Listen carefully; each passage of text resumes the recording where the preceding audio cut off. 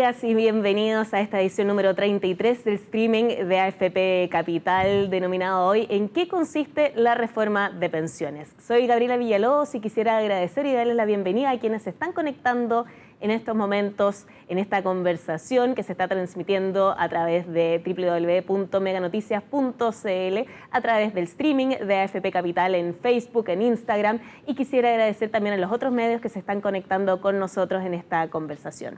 Quisiera agradecerle también a Melitán Bustinza, quien ustedes ya ven en pantalla y quien nos va a estar acompañando hoy con el lenguaje de señas. Y les decíamos al principio, el título de esta conversación es ¿En qué consiste la reforma previsional?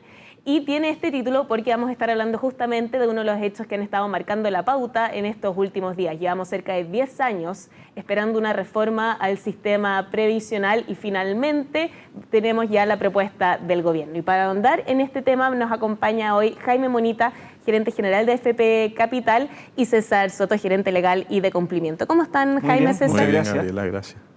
Jaime, se ha hablado muchísimo de la reforma en los medios. ¿Te parece que partamos con una revisión sobre los principales titulares y lo que ha estado marcando la conversación hasta el minuto? Claro que sí. Bueno, lo primero, ¿no es cierto?, decir que esperamos que podamos avanzar finalmente con un proyecto de ley, tal como lo decías tú, llevamos 10 años discutiendo, las personas siguen esperando mejores pensiones, así es que creemos que debiera ser, ¿no es cierto?, la oportunidad de finalmente llegar a un consenso. Bueno, comentar que se confirmó el ingreso del proyecto, ¿no es cierto?, en el mes de octubre. El 2 de noviembre el presidente anunció la reforma en cadena nacional y finalmente el 7 de noviembre el proyecto ingresó a la Cámara de Diputados y Diputadas para empezar, ¿no es cierto?, su discusión legislativa. Entonces, ya mirando, digamos, en qué consiste, efectivamente, este es un proyecto de ley complejo, grande, y yo diría lo primero, esto no es una reforma, esto es un nuevo sistema de pensiones. Esto viene a derogar el artículo, ¿no es cierto?, del proyecto de ley, el DL 3500, y establece un nuevo sistema. Y ese nuevo sistema tiene muchos componentes y vamos a tratar de explicarlo de la mejor forma posible porque es complejo y hemos estado estos días estudiando y profundizando también para entenderlo. Lo primero, comentar que el proyecto aumenta la cobertura de la PGU, ¿no es cierto?, pasando hoy día de 193.000 pesos a 250.000 pesos, ¿no es cierto?, para las personas más vulnerables. Así que ahí hay una muy buena noticia, ¿no es cierto?, de poder aumentar la pensión a las personas más necesitadas. Lo segundo es que se aumenta la cotización a un 16, ¿no es cierto?, y medio. Y esto es importante entenderlo. Lo primero, hay un 6%, ¿ya?, que va a una cuenta estatal y un 10,5% que mantiene, ¿no es cierto?, una cuenta de capitalización individual. Entonces, aquí, ¿no es cierto?, hay una primera novedad que es ese 6% va a financiar el seguro social previsional de cargo del empleador. Ahora, esa es la gran novedad de este proyecto, así que ahondemos en eso para tener claridad hacia dónde van esos 6 puntos adicionales de la cotización. Efectivamente, podemos ver, ¿no es cierto?, en que primero se crean nuevas institucionalidades. Aquí, a diferencia del sistema anterior, tenemos que pensar que esto es un nuevo sistema, no es una reforma, y en consecuencia hay una nueva institucionalidad. Primero se crea el Administrador Previsional Autónomo. El Administrador Previsional Autónomo es un ente único estatal que centraliza todo el soporte entendido como recaudación y pago. Vale decir, toda la administración de cuentas que hoy día hacen la AFP pasaría, ¿no es cierto?, a esta entidad estatal cuya función única sería la administración de estas cuentas. En consecuencia, serían ellos los que recaudan las plata y serían esta institución la que finalmente paga las pensiones. Y después se crean dos organismos adicionales, un organismo que se llama Inversor de Pensiones Público y Autónomo, que es un ente único que va a administrar las inversiones, ¿no es cierto?, y se crea este inversor de pensiones privado que también va a administrar las inversiones. En consecuencia, aquí existen dos nuevos entes, uno público y uno privado. Y en consecuencia, el 10%, ¿no es cierto?, que hoy día yo tengo, voy a poder mantenerlo en este nuevo sistema privado y el 6% solo puede ir destinado al sector, a este organismo público. Y este organismo público lo que va a hacer es va a separar ese 6%. Y va a decir, el 30% voy a dividirlo en las personas que cotizaron el mes pasado y voy a registrárselo en su cuenta. Y el otro 70%, siempre hablando del 6%, va a ir a pagar beneficios que contempla esta proyecto de ley. ¿Cuáles son esos beneficios? Bueno, hay un aumento en las pensiones para aquellas personas que cotizaron, ¿no es cierto?, con un tope de 30 años y considera el 0,1 UF mensual con tope de 30 años. En consecuencia, ahí hay un mejoramiento directo de las pensiones, mejora las pensiones a las mujeres que postergan su edad de jubilación hasta los 65 años. Entonces, ese 6% que es importante entenderlo, se divide en dos, ¿no es cierto? Siempre dentro de lo que es el ente estatal, el 30% se divide en las personas que cotizaron y se registra, ¿no es cierto?, en tu cuenta en el APA. Y el 70% restante va a ir a pagar, ¿no es cierto?, los beneficios que este proyecto de ley está considerando. Ahora, ¿es lo mismo que en la cuenta individual en ese 10%? No, son cuentas distintas. Las cuentas de capitalización individual como las conocemos hoy día son cuentas que están en mi AFP, yo puedo verla todos los días, yo puedo ver la variación del día anterior, si la AFP me hizo ganar o me hizo perder, los mercados subieron o bajaron. Esta cuenta, es un registro, es una cuenta nocional. ¿Cuál es la diferencia? ¿Qué significa una cuenta nocional? Una cuenta nocional es un vale por. Yo te debo esta plata, pero no la tengo en tu cuenta directamente físicamente, sino que es administrada por el Estado. Y en consecuencia, cuando yo me vaya a pensionar en 10, 15 o 20 años más, lo que yo espero es que el Estado me devuelva esos recursos para yo poder juntar todo lo de mi cuenta individual de capitalización que mantengo en este ente privado, más la plata que el Estado me debe, que tengo en mi cuenta nocional registrada, ¿no es cierto?, como plata que me debe el Estado para poder juntarla y poder, ¿no es cierto?, hacer frente al capital necesario para poder tener mi pensión. ¿Y cómo se garantiza que voy a tener acceso a ese dinero en el futuro? Bueno, eso son parte, digamos, de las debilidades que tiene una cuenta nacional, a diferencia de la cuenta de capitalización, donde yo sé que la plata está invertida, está físicamente, y una cuenta, ¿no es cierto?, nacional es un registro donde el Estado el día de mañana, ¿no es cierto?, esperemos que pueda devolverlo para poder hacer frente a mi pensión. Claro. Ahora, hablemos del momento del retiro, porque actualmente cuando uno ya se acerca a la edad de jubilación, uno ahí ve qué conviene más, el retiro programado o la renta vitalicia. Bueno, otro de los temas, ¿no es cierto?, de los elementos que este proyecto de ley considera, elimina el retiro programado y solo deja, ¿no es cierto?, como alternativa la renta vitalicia entregada por una compañía de seguros. Y además se le agrega un componente que sea heredable.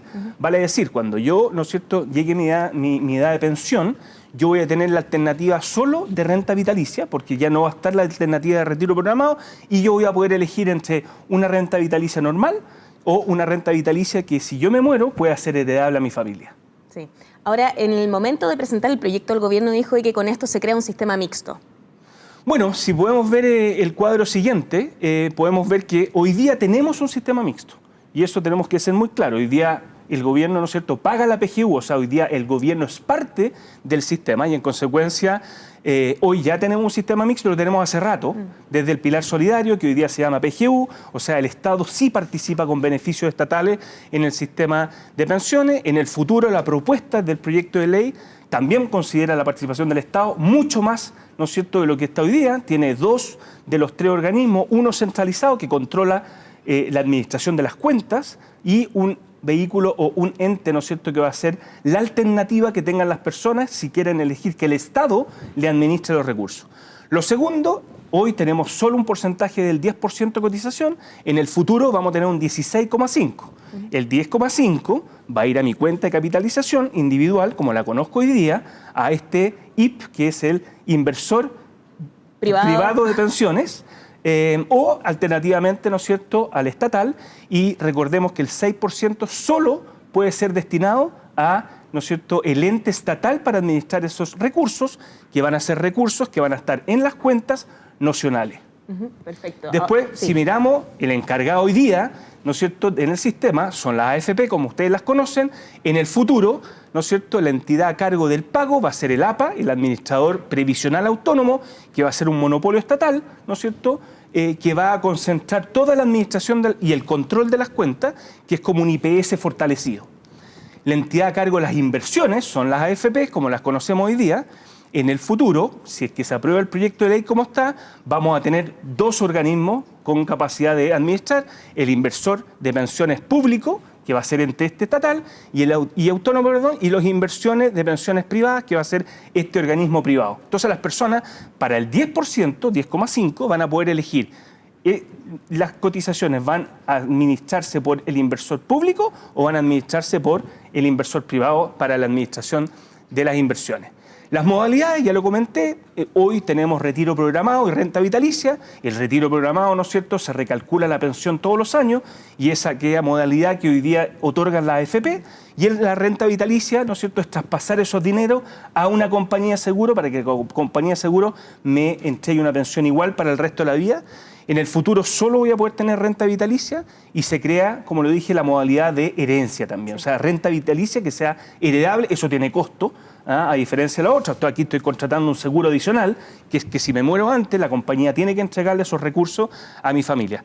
El destino de los ahorros previsionales, claramente, ¿no es cierto?, hoy día van a las cuentas de las personas, cuentas de capitalización individual del cotizante, donde yo puedo verificar todos los días la variación de esas cuentas, el volumen y el monto de mi plata. En el futuro, en el proyecto de ley, el 10,5 va a las cuentas de capitalización individual como las conocemos hoy día en la AFP y el 6% para financiar lo que se llama el seguro social, que es una cuenta nacional que básicamente va a reparto, ¿no es cierto?, a poder financiar el beneficio, los beneficios que este proyecto de ley considera. Ahora, la totalidad de todos estos ahorros no son estáticos, siempre se invierten y con la propuesta que hace el gobierno también hay cambios en lo que es la inversión de esos ahorros. Los multifondos pasan a ser fondos generacionales. Efectivamente, ahí hay un cambio importante. Hoy las personas tienen, ¿no es cierto?, la posibilidad de estar en 5 multifondos. Está diseñado los multifondos para que tú partas, ¿no es cierto?, en tu vida laboral en el fondo A, que es el que tiene más componente de renta variable, más volatilidad, que en consideración tiene más riesgo, y tú te tienes que ir cambiando en el tiempo a aquellos fondos que tienen menos riesgo, menos volatilidad, en la medida que tú te vas acercando a la edad de jubilación, pero es el cotizante de alguna manera que debe ir haciendo esos cambios. Y además también te permite ir moviéndote entre el fondo C, el A, tiene la libertad completa. En el futuro, ¿no es cierto?, se van a crear los fondos generacionales que tú no vas a tener la necesidad de ir cambiándote de fondo. Tú entras a un fondo y ese fondo va a ir cambiando su estructura de inversiones dependiendo de cómo tú vas, ¿no es cierto?, haciéndote más viejo en el tiempo. Entonces, parte a los 20 y tantos años en un fondo generacional que va a tener más componente de riesgo porque tienes tiempo para poder esperar si es que hay algún ciclo económico que hace caer las inversiones, y el equipo de inversiones va a ir ajustando la cartera de inversiones, los instrumentos que tiene ese fondo, ¿no es cierto?, en la medida en que tú vas haciéndote más viejo y acercándote a tu edad de pensión en, ¿no es cierto?, un fondo que tenga menos riesgo. Entonces, esto sí es ventajoso porque al final del día evita que las personas se estén cambiando, primero. Segundo, al no haber cambios de fondo, puedes optimizar mejor tu estructura de inversión porque requieres, primero, menos liquidez, ¿no es cierto?, porque no tienes que andar liquidando instrumentos para poder cambiarlos de fondo. Lo segundo, puedes tener liquidez que no vas a necesitar liquidez, por ejemplo, puedes invertir más en activos alternativos, que son ilíquidos, pero rentan mejor. Hoy día tu composición es menor porque sabes que va a haber liquidez. Entonces nos parece que es una buena medida de poder destinar, ¿no es cierto?, a un fondo y que la persona nunca más se preocupe de moverse, sino que sea el fondo que vaya cambiando su estructura. Sí, porque además hay diversos estudios, hay uno que siempre he citado, que es el de la Superintendencia de Pensiones, que muestra que uno siempre tiene una mayor rentabilidad cuando se mantiene en el fondo que está asignado por edad versus los cambios de Efectivamente, fondo. o sea, pensar en que uno le va a ganar al mercado consistentemente es imposible, ¿no es cierto? Y en consecuencia el diseño del fondo, de los multifondos, está justamente pensado en que tú te vayas cambiando en la medida en que te vas haciendo más viejo para ir disminuyendo tu riesgo. Pero en este caso no necesitas tú cambiarte, sino que es el propio fondo que va ajustando su estructura de inversión. Sí, efectivamente. Ahora tenemos que ponerle a todo esto un componente bien condicional porque esto es todo un futuro si es que se aprueba la reforma que recién está ingresando. Y ahí te paso la palabra a ti, César, para saber cuáles son los pasos que vienen. Sí, Gabriela, gracias. Bueno, desde el punto de vista legislativo, lo que debemos esperar para saber cómo va a salir y cuándo podría salir eventualmente es la tramitación completa del proyecto. Esto se inició a través de un mensaje del presidente de la República que le envió a la Cámara de Origen, en este caso la Cámara de Diputados. Dado que estamos hablando de un proyecto que es de pensiones, no tiene que verse por la Comisión de Trabajo y que irroga gasto público, tiene que revisarse también por la Comisión de Hacienda. Por lo tanto, como muestra la gráfica, lo primero debería ser que la Cámara de Origen, la Cámara de Diputados, revise en estas comisiones en general, ¿no?, la idea de legislar. Luego esto debe pasar al Pleno, ¿no?, a todos los diputados, que son 155, revisar el proyecto de ley y aprobarse en general este proyecto de ley para que pase a la segunda Cámara o Cámara Revisora, que muestra la imagen siguiente, donde tiene que pasar exactamente el mismo filtro, es decir, pasar primero por comisión, pasar después a sala. Es importante destacar que en ambos casos está la revisión en general que le debe legislar y la discusión particular del articulado. ¿Por qué hago énfasis en esto? Porque el tiempo que va a tomar seguramente la discusión del proyecto de 350 artículos permanentes y 72 artículos transitorios es mucho tiempo, ¿no? Es muy distinto comparar este proyecto de ley que deroga un decreto de ley vigente con los proyectos de ley de retiros, por ejemplo, que son proyectos de ley de artículo único, es decir, un solo artículo que debía votarse y pasar por el proceso legislativo para que se transformara en ley versus este proyecto. ¿Cuánto se demoraron las otras propuestas que trataron de impulsar los otros gobiernos? Sí, tu pregunta es interesante porque la ley no establece un plazo máximo de tramitación de ley, ¿no? Pero en la historia lo que tenemos más reciente es que los proyectos de los presidentes Piñera y la presidenta Bachelet demoraron 14, 15 meses, ¿no? Para no ver la luz, ¿no? Para no ser ley. Por lo tanto, eso debiera uno al menos esperarse como mínimo de discusión de este proyecto, que además es bastante más voluminoso en contenido que los proyectos de 14, 15 meses. Por lo tanto, terminando ahí, en el mejor de los eventos y sin comisión mixta, es decir, siempre que exista acuerdo y no existan indicaciones entre la discusión parlamentaria, terminaría pasando al presidente de la República para promulgarlo y publicarlo. Es muy importante decir que el artículo primero transitorio de este proyecto de ley establece que la vigencia de esta nueva ley es el primer día del mes 25 desde publicada. O sea, luego que todo esto transcurriera, se publica la ley y después de publicar la ley tenemos que esperar 2 años más para que ésta entre en vigencia como ley. Y luego el propio proyecto de ley va estableciendo distintos plazos para poder entrar en régimen de acuerdo al tema en particular de que se trate. Por ejemplo, hay temas que la transformación de una administradora de fondos de pensiones en un IPB o una institución de previsión privada tiene un plazo aproximado de 2 años, ¿no? Que se deberían sumar. Y así sucesivamente en virtud de cada una de la creación, asignaciones de fondos, el aumento de cotizaciones del actual 80 a los 122, etcétera. Todo tiene una gradualidad que hace que uno espere con esperanza la discusión seria y profunda, pero que nos va a llevar bastante tiempo. Sí, nos va a llevar bastante tiempo y como veíamos también en pantalla son varias las etapas que tienen que cumplirse para eso. Nos han llegado muchísimas preguntas a nuestro chat aquí en el streaming de AFP Capital y queremos que comentarles que las preguntas que nosotros no alcancemos a responder acá, no se preocupen, los van a contactar desde el área de servicios de AFP Capital para contestarlas, por supuesto. Y además, toda esta conversación va a estar disponible en el sitio web de AFP Capital y también va a ser enviado a través de video en un correo electrónico. Pero revisemos ya las preguntas que nos han empezado a llegar y una tiene que ver con uno de los cambios que propone la reforma, que es ¿conviene jubilarse por retiro programado si ahora se acabará? Yo creo, Jaime...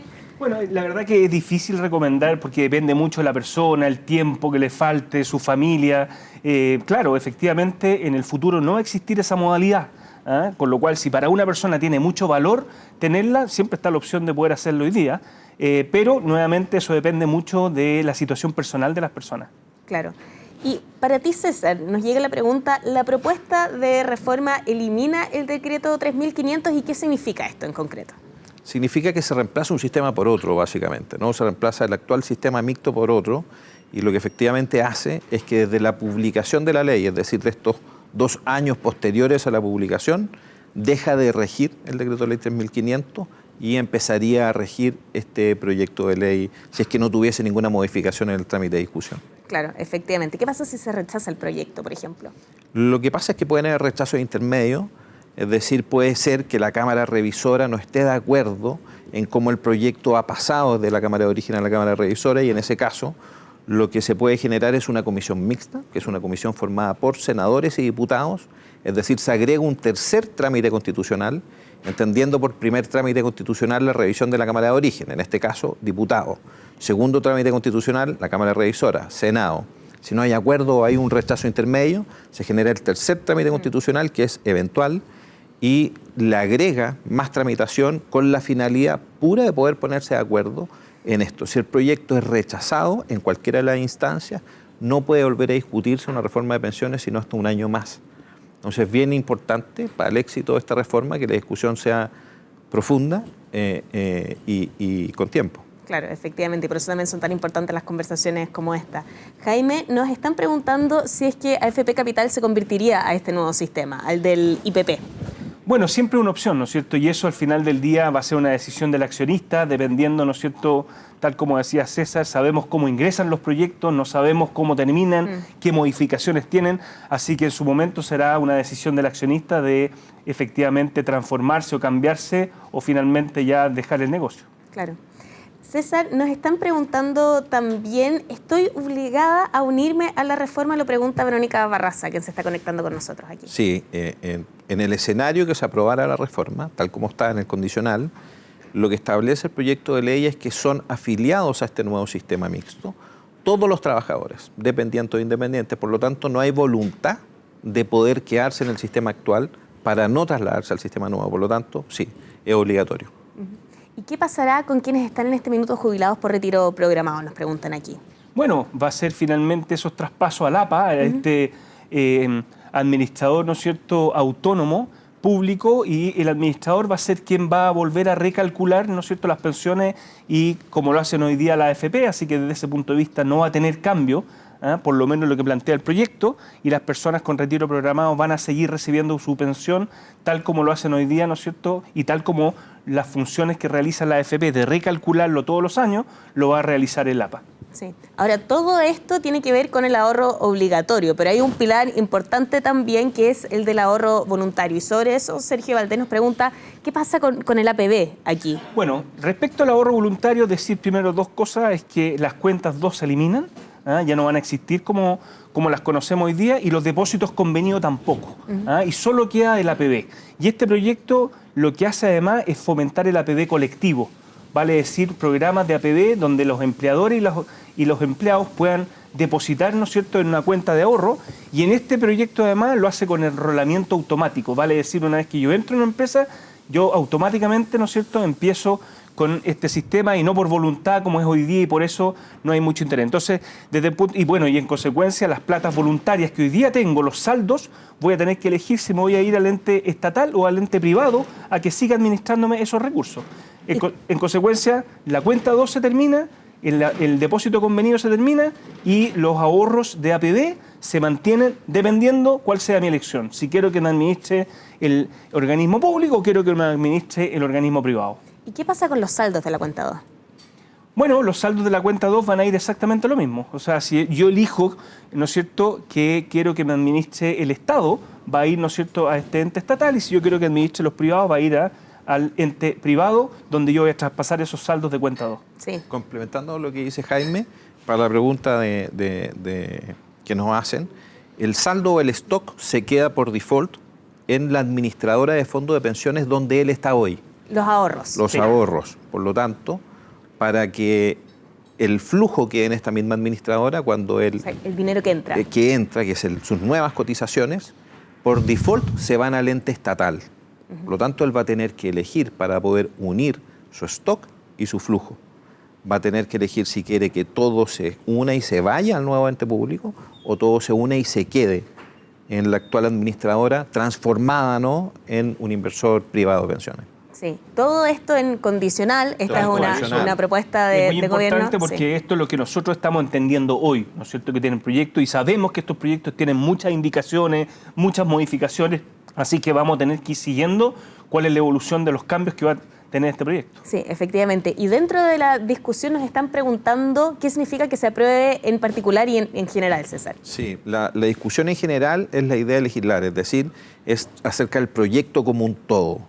En cambio, la discusión en particular es la más importante e interesante de todas, porque es aquella que es artículo por artículo, ¿no?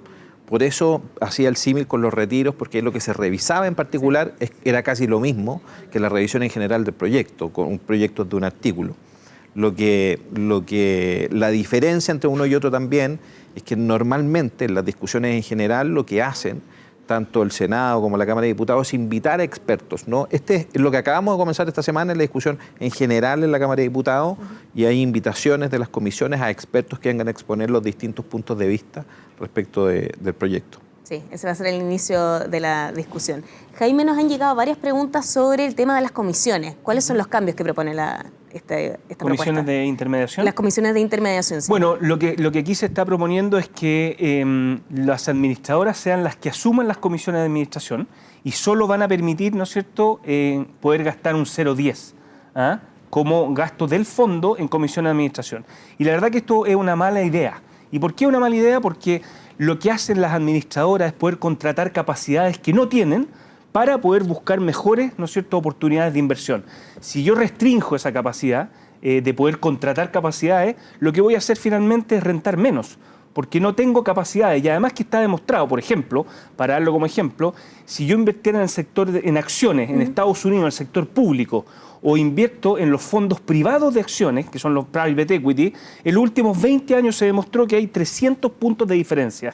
Entonces, sí se demuestra que yo podría rentar un 8 y en el otro en un 11. ¿Por qué? Porque fui capaz de tener capacidades para poder rentabilizar mejor mis plata. Entonces, que se restrinja la capacidad de poder contratar mejores capacidades me parece una mala idea, porque eso al final redunda en menores pensiones por bajas rentabilidades. Si yo voy a ir a invertir en China, yo necesito contratar gente que sepa de lo que ocurre en China, ¿no es cierto? Y en consecuencia tengo que pagarle a expertos en China para que ellos me puedan administrar mejor esa inversión y en consecuencia rentabilizarla más.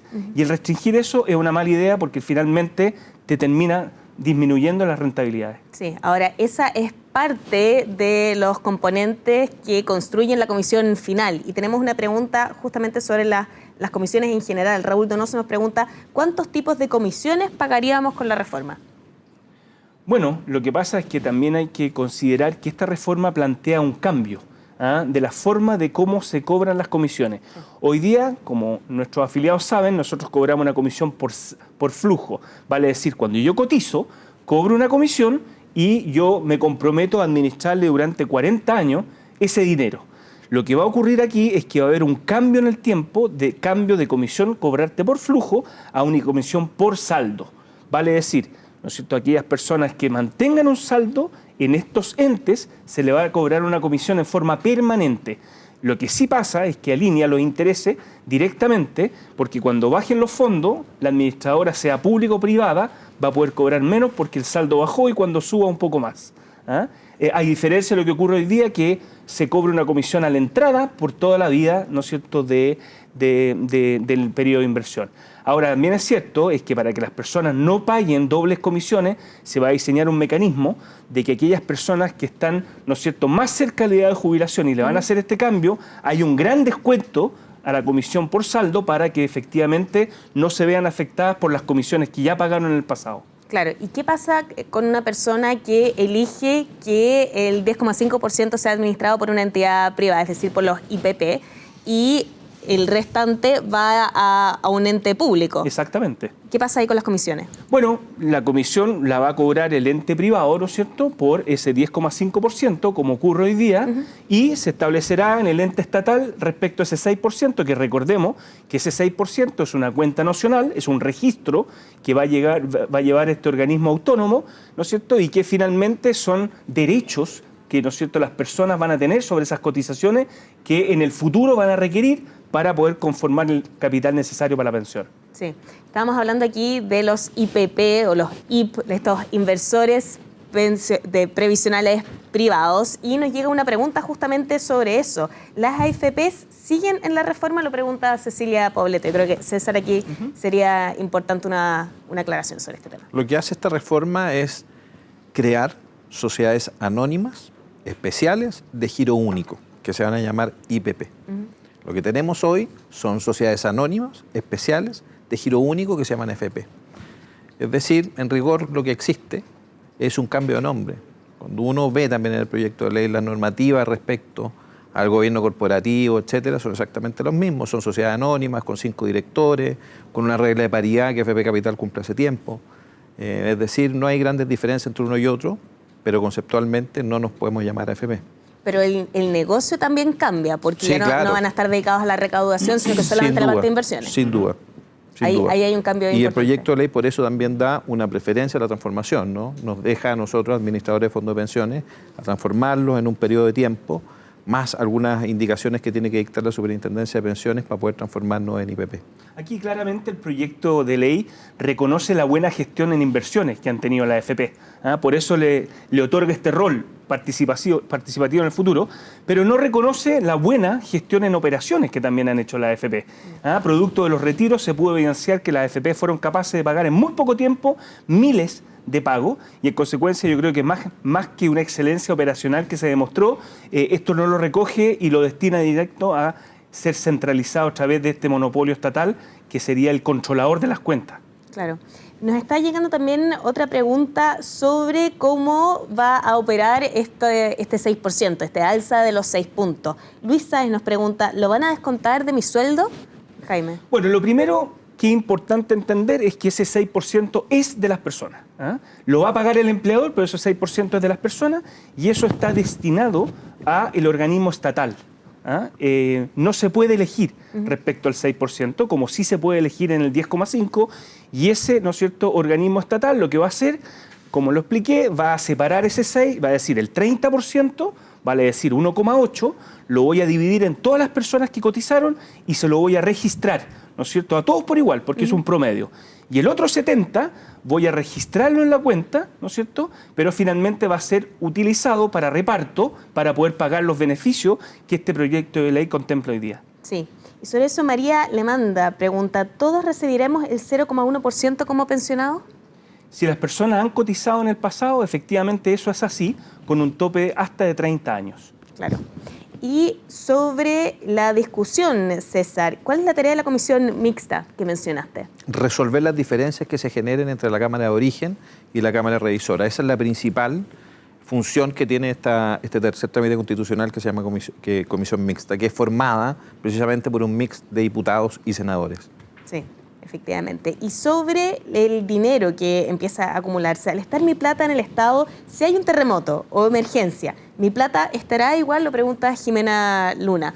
Bueno, efectivamente esto tiene consecuencias, ¿no es cierto? O sea, el que hoy día los recursos estén en el sector privado, en la AFP, donde yo pueda visualizar mis recursos, respecto a que haya un solo organismo que claramente le genera más inestabilidad al sistema, ¿no es cierto? Donde, claro, hay riesgos políticos que el día de mañana, como dice Jimena, puede un gobierno de turno populista destinar los recursos a otras prioridades, a financiar desarrollos sociales. Efectivamente, eso es algo que este componente incluye dentro de los riesgos propios de este nuevo sistema. Claro, ahora esos dineros quedan registrados a mi nombre, eso nos queda claro con eso, pero van a financiar las pensiones de otras personas finalmente. Efectivamente. Ahora, ¿qué pasa? Porque la población va cambiando también, estamos envejeciendo más, la sociedad está más envejecida, hay menos jóvenes. ¿Cómo se van reflejando esos cambios en el dinero que se va a ir acumulando?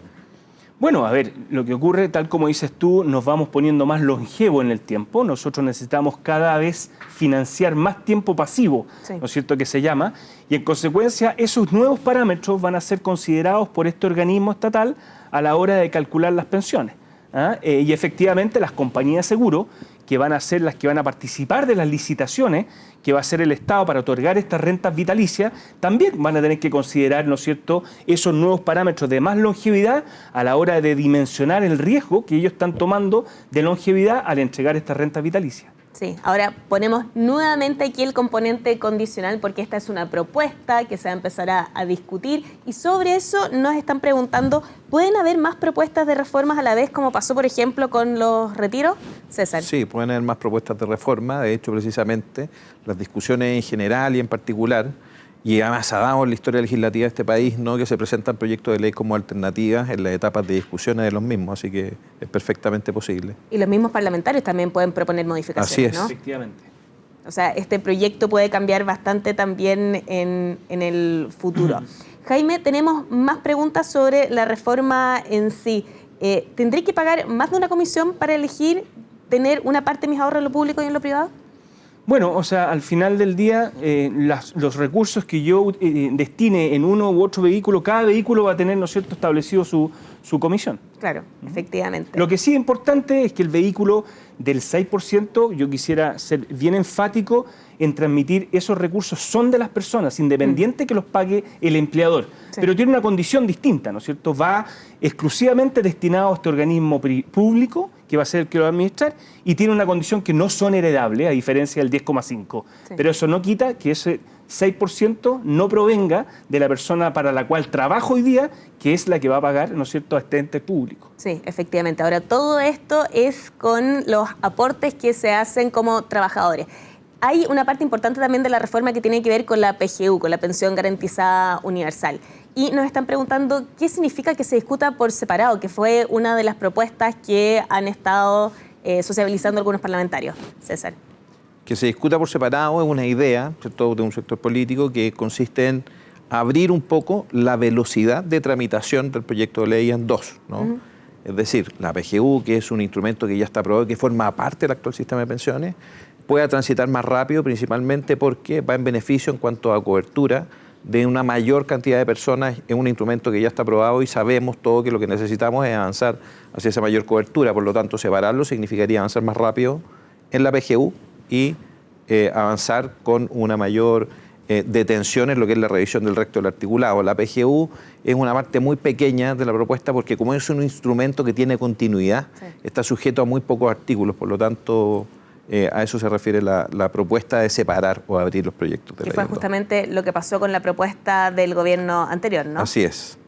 Ahora tengo entendido que además está linkeado con lo que es la aprobación de la reforma tributaria. El propio proyecto efectivamente establece que para poder ampliar la cobertura de la PGU es necesario que se apruebe la reforma tributaria que hoy día ya está en tramitación en el Congreso desde hace un par de meses y eso es necesario, por lo tanto tiene algo de lógica, ¿no? Sí. Poder apurar el beneficio de la PGU.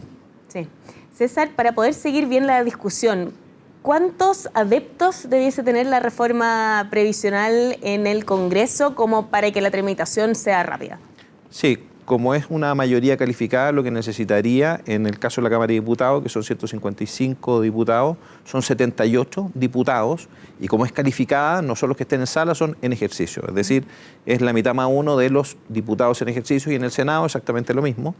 Al ser 50 en el Senado, al ser 50 senadores, lo que se necesita es la mitad más uno de los senadores en ejercicio para que puedan ir aprobando la reforma cuando pasen cada una de las cámaras.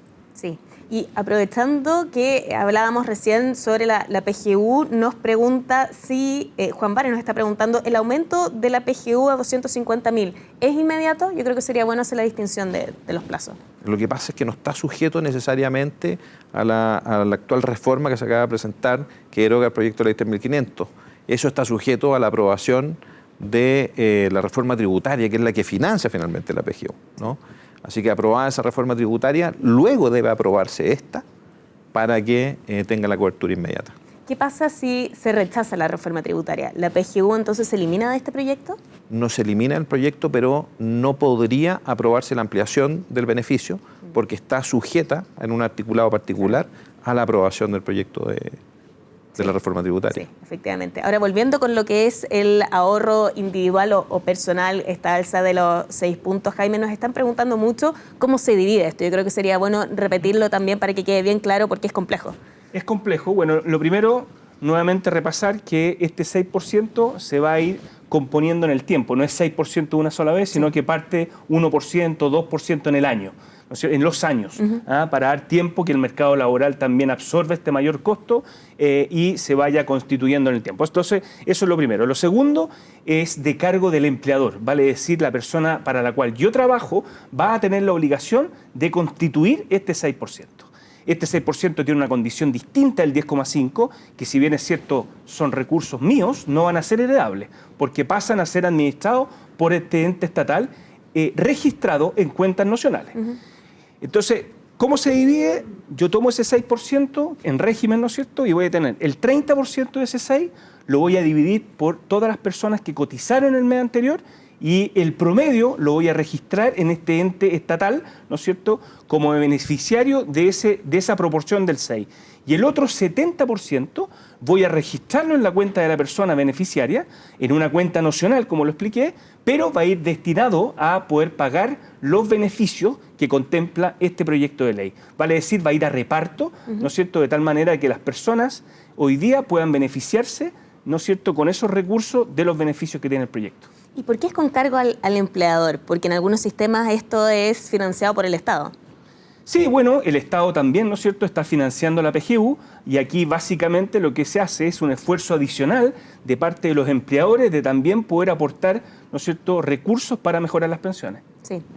Rodrigo Núñez nos está preguntando si podemos ahondar en la renta vitalicia con opción de que sea heredable, que es un cambio también bien grande, porque en este minuto el retiro programado es el que permite la heredabilidad y no así la renta vitalicia. Bueno, recordemos, la renta vitalicia es una pensión que otorga una compañía de seguro cuando yo le traslado los recursos, ¿no es cierto?, y él toma el riesgo de longevidad. Vale decir, ellos calculan y dicen, las personas hoy día, mujeres, expectativa de vida 90 años, hombres 85 años, y en base a eso calculan, ¿no es cierto?, con esos recursos cuál es la pensión que ellos estiman, ¿no es cierto?, que la persona, dado que va a vivir, la compañía puede otorgar. Ahora, adicionalmente a eso, también está la opción que yo le diga a la compañía de seguro que quiero que en caso de muerte, ¿no es cierto?, esos recursos puedan ser heredables a mi familia, y eso va a tener un costo adicional porque al final del día la compañía de seguro, al establecer la renta vitalicia, va a tener que sumarle el componente de que tú te puedas morir antes y efectivamente yo tenga que entregar como compañía los recursos a la familia. Claro, es decir, va a ser un sistema también bien diferente a lo que conocemos hoy día con el retiro programado heredable. Exactamente. Pero era una de las condiciones, una de las cosas que pedían las personas también a través de las encuestas. Bueno, yo creo que uno de los problemas que tiene este proyecto de ley es que restringe mucho la libertad de elegir. O sea, aquí estamos eliminando la cuenta 2, estamos eliminando el depósito convenido, estamos eliminando el retiro programado, no puedo destinar mi 6%, ¿no es cierto?, al organismo privado para que me maneje junto a mi otro 10,5%, no puedo elegir quién me administra las cuentas, sino que necesariamente de forma forzosa voy a elegir, ¿no es cierto?, o tengo que elegir este ente estatal. Entonces, la verdad que la libertad de elegir como lo quieren las personas en este proyecto de ley está bastante restringido. Ahora, nos está preguntando Carlos Abarca, ¿qué pasará con los que ya estamos pensionados en AFP en retiro programado con este cambio? Bueno, al final del día, esas cuentas y esos registros van a pasar a este organismo estatal, quien va a ser el encargado de poder registrar y pagar las pensiones que hoy día tiene como retiro programado. Para los actuales pensionados. Para los actuales pensionados. No va a estar a cargo de las AFP, eso tampoco. No va a estar a cargo de la AFP porque eso se traspasa a este organismo estatal. Claro.